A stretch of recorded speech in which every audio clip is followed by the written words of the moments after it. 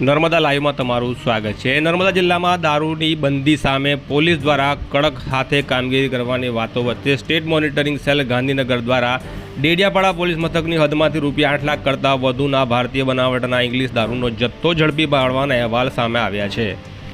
State monitoring cell તરફથી મળતી માહિતી મુજબ સ્ટેટ મોનિટરિંગ સેલના પોલીસ સબ ઇન્સ્પેક્ટર આરજી વસાવ અને તેમની ટીમ દ્વારા નર્મદા જિલ્લાના ડેડિયાપાડા નજીક આવેલા ઉમરાણ ગામે નિશાળ ફળિયામાં રહેતા કમલેશભાઈના મકાનમાં રેડ કરતા ભારતીય બનાવટના વિદેશી દારૂની નાની મોટી પ્લાસ્ટિક તેમજ કાચની બોટલો તેમજ બિયરના ટીન મળી કુલ 2724 નંગ જેની બજાર કિંમત ₹8,58,334 પાસ પરમિટ વગર ઘરમાં રાખી વેચાણ કરવાના ઈરાદે ગેરકાયદેસર કૃત્ય કરતા આરોપી શિવજીભાઈ ગોમાભાઈ વસાવા રહેવાસી નિશાળફળી ઉમરાણ તેમજ કમલેશભાઈ કે જેના પૂરા નામની ખબર નથી તેની સામે ગુજરાત નશાબંધી અધિનિયમ 1949 અને 2016 દ્વારા ડેડિયાપાડા પોલીસ મથકે તેમની સામે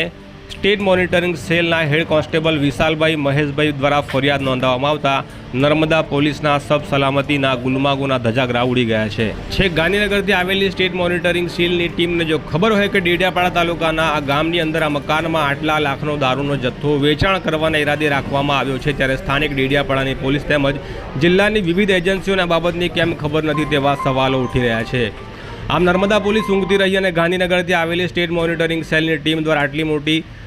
માત્રામાં જે દારૂનો જથ્થો પકડી પાડવામાં આવતા હવે નર્મદા જિલ્લા પોલીસ વડા મામલે શું કાર્યવાહી કરશે તે જોવું રહ્યું। હાલ તો બંને આરોપીઓને પોલીસ ચોપડે ભાગેડું જાહેર કરવામાં આવ્યા છે અને આરોપીઓને પકડવાની પોલીસે તજવીજ હાથ ધરી છે। આ જ પ્રકારના ન્યૂઝ અને અહેવાલ માટે નર્મદા લાઈવની આ ચેનલ સાથે જોડાયેલા રહેજો।